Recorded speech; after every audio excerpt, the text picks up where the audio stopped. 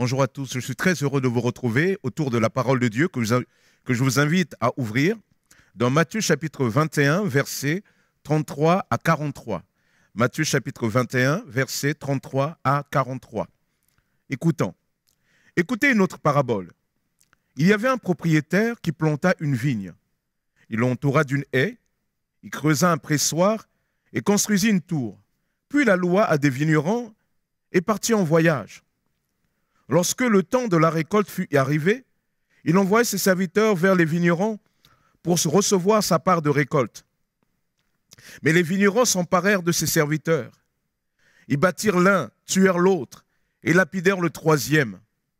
Il envoya encore d'autres serviteurs en plus grand nombre que les premiers, et les vignerons les traitèrent de la même manière. Enfin, il envoya vers eux son fils, en se disant « Ils auront du respect pour mon fils ». Mais quand les vignerons virent le fils, ils se dirent entre eux, « Voilà l'héritier.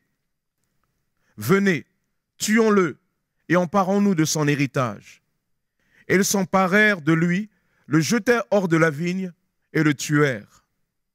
Maintenant, lorsque le maître de la vigne viendra, que fera-t-il à ces vignerons? Ils lui répondirent, « Il fera mourir misérablement ces misérables, et il louera la vigne à d'autres vignerons qui lui donneront sa part de récolte au moment voulu. » Amen. Je vous invite à prier avec moi.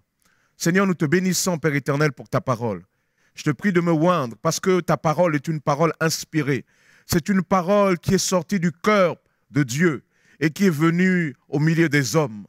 Seigneur, cette parole inspirée par toi, Père éternel, par l'action de ton Esprit Saint, a besoin de la direction de ton Esprit Saint pour l'annoncer, mais aussi pour la recevoir. Seigneur, que nous puissions recevoir ta parole comme une parole de Dieu qui doit impliquer un changement dans nos vies. À toi, Jésus, l'honneur, la gloire et la puissance au siècle des siècles. Et nous disons ensemble, Amen. Amen. Jésus aimait raconter des paraboles. Et lorsqu'il racontait des paraboles, ces paraboles portaient en leur sein un enseignement spirituel. Des paraboles, c'était des histoires qui étaient illustrées à travers les éléments de la vie quotidienne des Juifs du temps de Jésus. Et derrière chaque parabole, Jésus voulait capter l'attention de son auditoire pour leur communiquer des vérités spirituelles. Ici, cette parabole est apportée dans un contexte où Jésus rencontre de la résistance de la part de chefs religieux de son temps. Alors il va leur raconter cette parabole qui concerne une personne qui avait une vigne, qui va la louer à des serviteurs.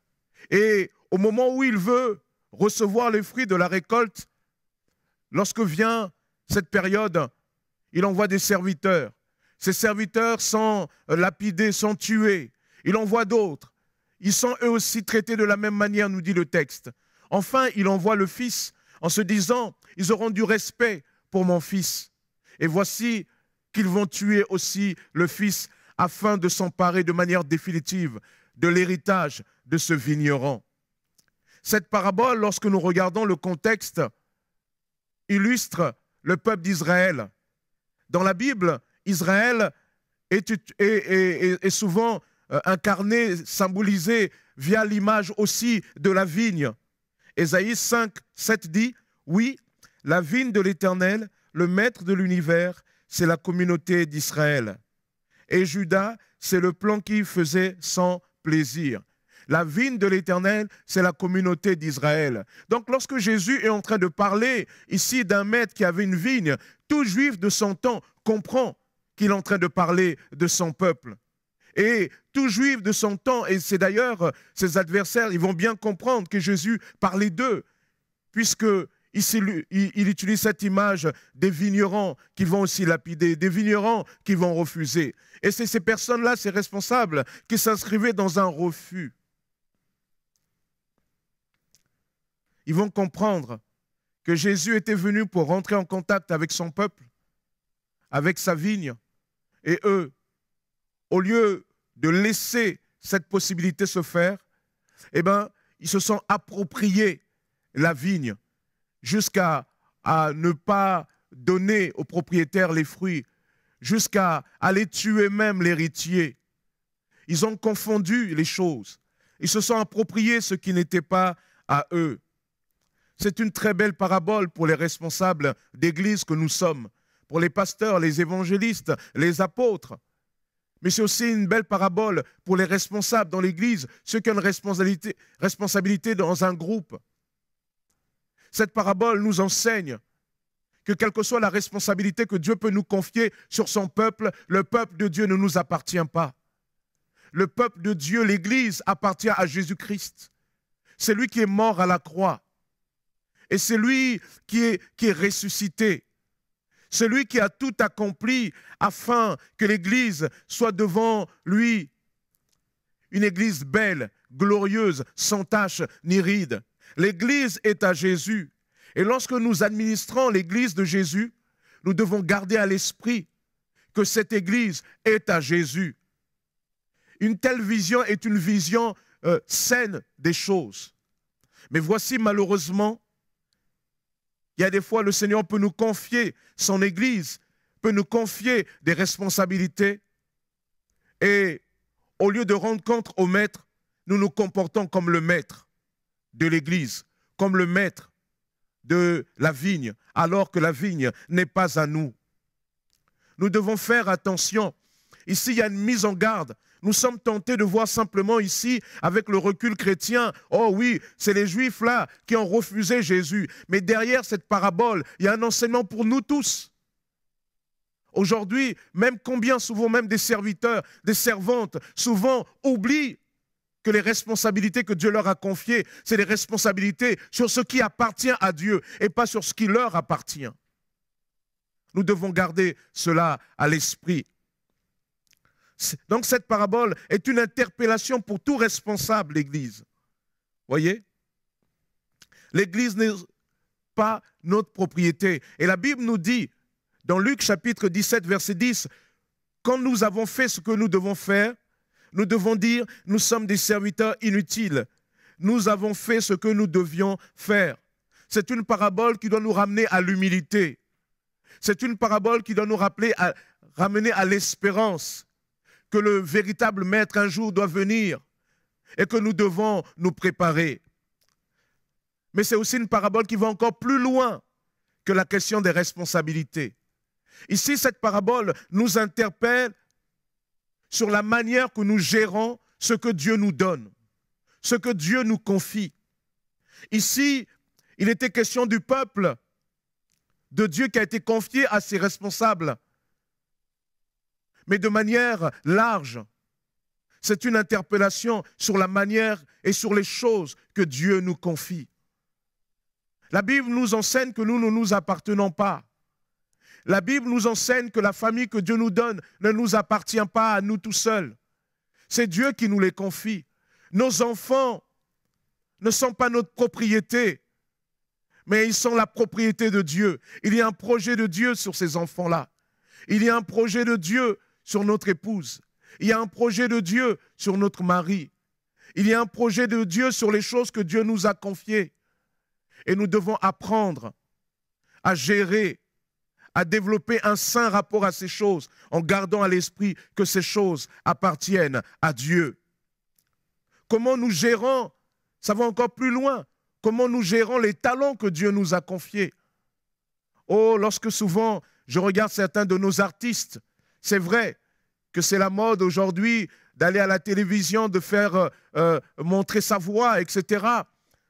Quand vous regardez l'environnement des stars américaines, vous vous rendrez compte que beaucoup de ces stars-là ont souvent appris à chanter dans les bancs de l'école, dans les bancs de l'église, pardon. On se souvient d'une certaine Whitney Houston qui chantait à l'église. Dans la mer, chantait à l'église, qui était aussi une chanteuse de gospel. Malheureusement, voyez comment elle a fini. Cette parabole est une interpellation sur les choses que Dieu nous donne. Ce que Dieu nous donne, ce n'est pas juste pour nous. C'est pour accomplir sa volonté. C'est pour manifester sa gloire. Les choses que Dieu nous donne sont faites pour manifester sa gloire. Il y a des dons, il y a des talents que Dieu nous donne. Et Dieu nous dit de bien gérer cela. Dieu nous met ici en garde, qu'il y a des fois, il nous donne des dons et des talents, et nous sommes tentés de l'utiliser pour notre propre but, pour notre seule fin, alors que le Seigneur doit prendre la place qui lui revient, là aussi. Seigneur, prends la place qui te revient, tel est le thème de cette année. Ce n'est pas simplement Dieu qui prend la place dans la piété, mais c'est Dieu qui prend place aussi dans les dons et les talents qu'il m'a communiqués. C'est Dieu qui prend place dans les choses qu'il m'a confiées. Seigneur, prends place dans ma famille, prends place dans le cœur de mes enfants, prends place dans le cœur de mon époux, de mon épouse. Prends place, Père éternel, dans ces choses que tu m'as confiées, que tu m'as établi gardien. Seigneur, prends la place qui te revient. Seigneur, prends place aussi dans ce talent que j'ai. Certains, c'est le talent de la voix. Laisse-moi te dire, tu peux avoir peut-être la réputation dans le monde, mais il n'y a pas de plus beau talent, il n'y a pas de plus belle grâce que de chanter pour le Seigneur Jésus. Seigneur, prends la place qui te revient. Hein.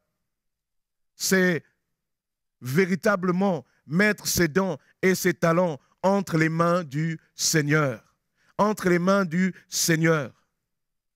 Cette parabole nous montre que lorsque Dieu nous confie quelque chose et que nous développons avec le temps un mauvais rapport à cette chose-là, alors nous développons un rapport de déséquilibre, un rapport inquiétant, voire un rapport dangereux, si dangereux que les responsables du peuple ont crucifié, ont tué le maître de la moisson. C'est quelque part une parabole faite de gravité qui nous dit que cela n'est pas rien de maltraiter les dons et les talents que Dieu nous a donnés. Ce n'est pas rien.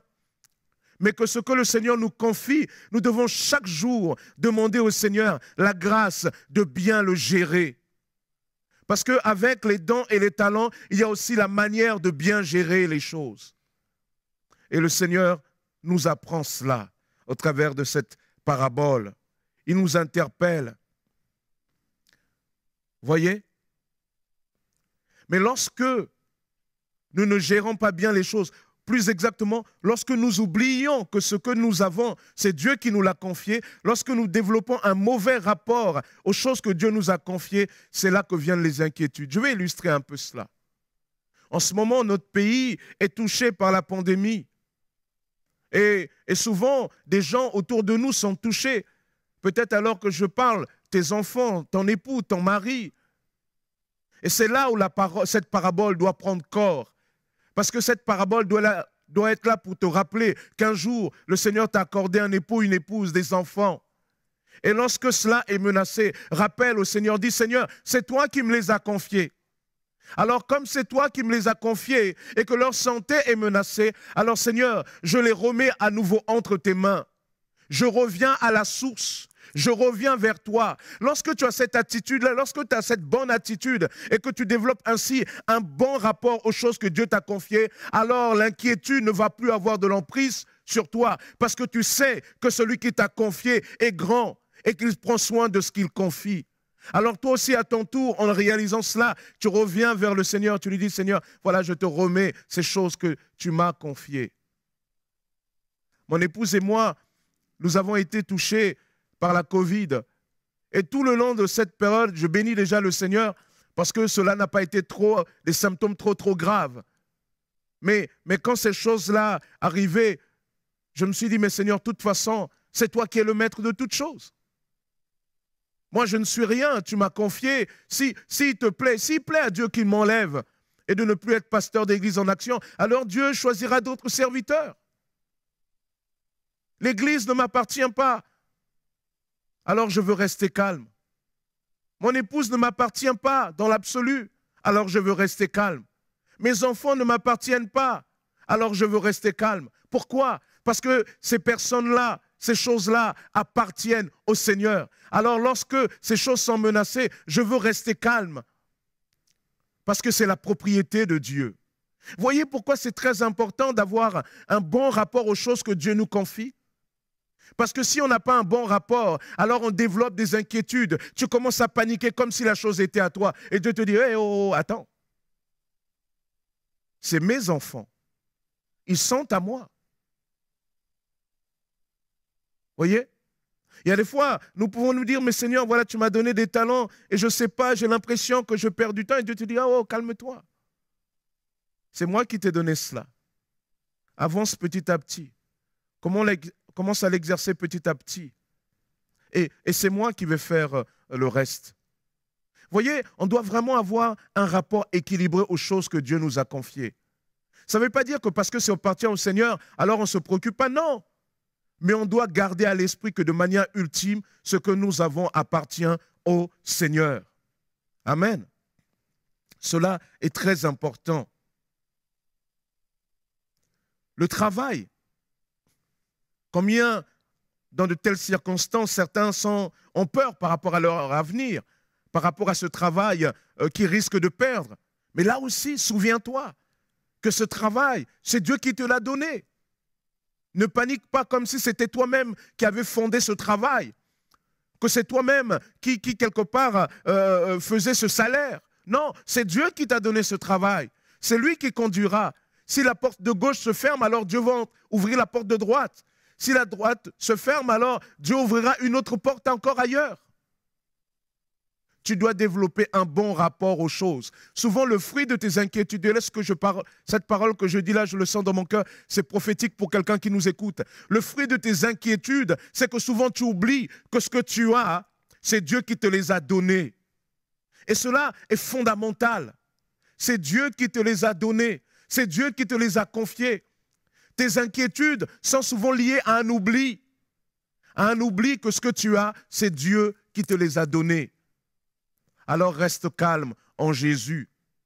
Seigneur, prends la place qui te revient. C'est dire, Seigneur, eh bien, tu m'as confié quelque chose, tu m'as confié une famille, tu m'as confié un époux, une épouse, des enfants. Seigneur, quand ces choses sont menacées, je reste tranquille en toi. Mais aussi, c'est une manière aussi de dire que ce que Dieu nous a confié, c'est Dieu qui va nous donner aussi la capacité de bien gérer cette chose-là. Et nous avons besoin de venir dans la présence de Dieu pour recevoir la capacité de bien gérer ces choses.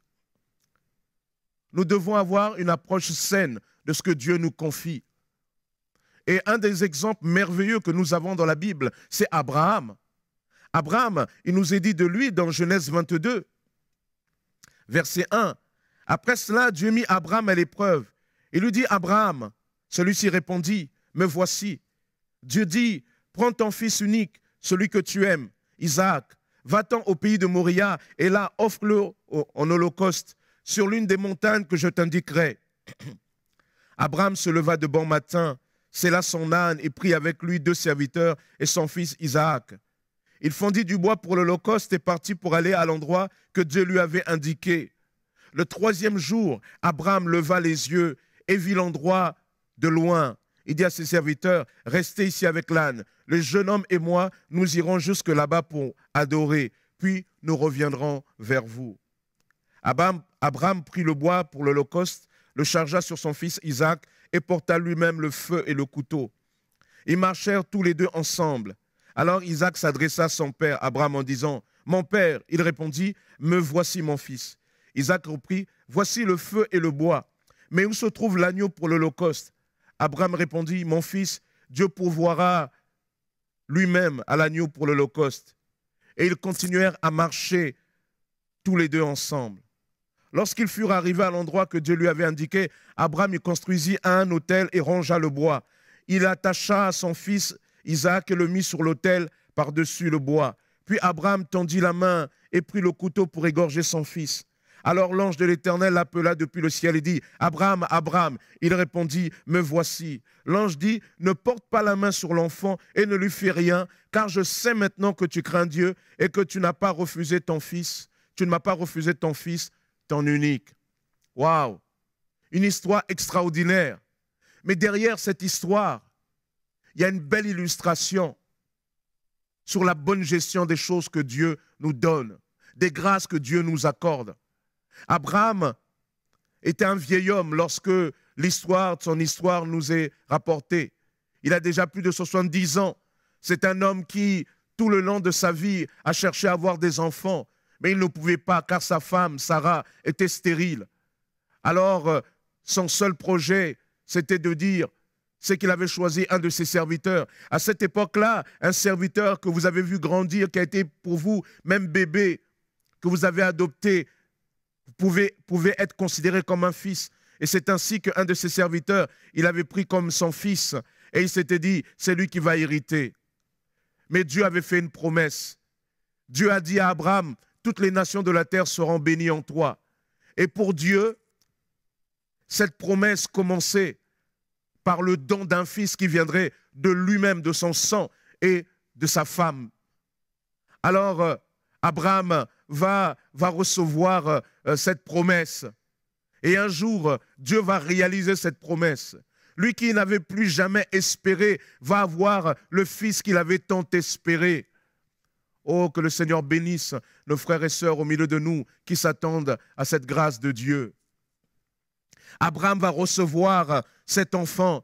Il va se réjouir, il va grandir. Le texte biblique nous montre le bonheur d'Abraham. C'est Dieu qui lui avait confié cela, après avoir tellement attendu. Mais un jour, voici, Dieu va lui communiquer une épreuve. Dieu va le mettre à l'épreuve et là, il va lui dire, Abraham, tu vas m'offrir ton fils, ton unique. Entre-temps, Abraham avait eu déjà un fils avec une servante, mais cette servante, Agar, avait été chassée au loin. Elle était partie avec son fils Ismaël. Donc, lorsque Dieu dit ton fils, ton unique, à ce moment-là, il n'y a que Isaac. Et il le précise bien. Abraham sait qu'il n'y a pas d'ambiguïté. Celui qu'il aime de manière particulière, c'est Isaac. Et le texte biblique nous dit qu'Abraham, sans se plaindre, sans objecter, il va le lendemain sceller l'âne. Il va lui-même fondre le bois. Vous imaginez fondre le bois du sacrifice qui va emporter votre enfant? Abraham va le faire. Abraham va se faire accompagner de ses serviteurs. Mais arrivé au pied de la montagne, il va dire aux serviteurs de rester. Lui et l'enfant vont aller adorer. Et Abraham va aller. Et il va attacher l'enfant. L'enfant va lui dire, mais où est le sacrifice? Waouh! Quelle épreuve insoutenable pour un père. Abraham va se saisir du couteau prêt à égorger l'enfant. Et c'est là que Dieu va l'arrêter. Dieu va l'arrêter. Il va lui dire, Abraham, j'ai compris que tu m'aimes. Tu n'as pas refusé de m'offrir ton fils, ton unique. Dieu lui avait confié Isaac. Mais lorsque Dieu lui dit, tu vas me le redonner, Abraham était prêt à le redonner. Oh! Souvent nous serions tentés de dire, mais Seigneur, c'est toi qui me l'as donné. C'est toi qui me l'as confié. Comment tu peux me le reprendre? Mais dans cet exemple d'Abraham, Dieu nous montre que ce qu'il nous donne ne doit jamais être un obstacle entre lui et nous. Mais malheureusement, c'est ce qui va arriver du temps de Jésus. Dieu confie le peuple et voici, ses responsables s'approprient ce qui n'est pas à eux. Quand le Seigneur nous communique un don, un talent, nous devons à tout moment, en retour, être prêts à le lui consacrer quand il demande. Ce talent doit fonctionner sous la direction de Dieu. Si Dieu t'a confié une capacité, c'est pour la manifestation de sa gloire. Il y aura toujours un moment où Dieu viendra à la porte et dit, ce que je t'ai confié, qu'est-ce que tu en as fait? Et tu dois être prêt, toi aussi, à aller sur l'autel du sacrifice et à confier à l'Éternel ce qu'il t'a donné. Et lorsque tu fais ce geste-là, tu prouves de manière concrète que tu n'es pas simplement un adorateur en parole, mais un adorateur en action et en vérité. Quel bel exemple avec Abraham. Lorsque Dieu nous confie les choses, ces choses doivent servir pour la gloire de son nom. Seigneur, prends la place qui te revient. C'est Seigneur, cela veut dire, lorsque Dieu nous interpelle, c'est de prendre ce qu'il nous a donné et de lui confier en disant, Seigneur, oui, prends la place qui te revient. Et lorsque Abraham offre Isaac, c'est comme s'il est en train de dire à Dieu, Seigneur, c'est toi qui es mon Seigneur, c'est toi qui es mon Dieu. Rien ne s'interposera entre mon amour pour toi. Alors, je te donne ça comme pour te dire, Seigneur, c'est toi qui as la première place. C'est toi qui dois à tout moment être servi en premier. Et lorsque Dieu voit cela, alors Dieu bénit. Dieu va bénir Abraham. Dieu va renouveler des promesses à Abraham. Il dit, à cause de ce que tu as fait là, Dieu va renouveler des promesses. Souvent, nous croyons que lorsque le Seigneur nous demande, souvent pour un peu de temps, quelque part, de nous reconsacrer à lui, nous croyons que nous allons nous perdre. Non, nous ne nous perdons pas, frères et sœurs. Nous ne faisons que rentrer dans la juste réalité des choses. Et lorsque nous faisons ce pas de foi, alors la grâce de Dieu nous accompagne. Seigneur, prends la place qui te revient. C'est bien gérer ce que le Seigneur nous a donné et le ramener sans cesse dans sa présence. Ta famille, ton travail, tes enfants, toutes ces choses-là que Dieu t'a confiées, il te les a confiées. Cela ne t'appartient pas. Tu dois apprendre à remettre ces choses entre les mains du Seigneur.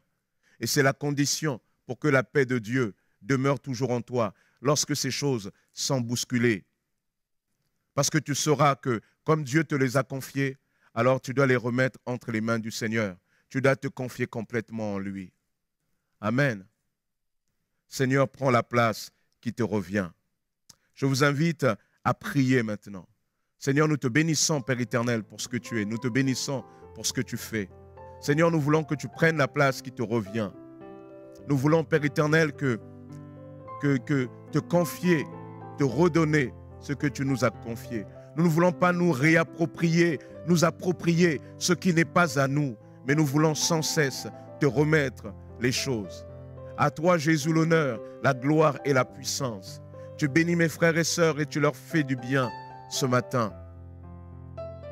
Béni sois-tu, Père, dans le nom de Jésus. Amen. Amen. Que le Seigneur vous bénisse. Restez connectés en Jésus.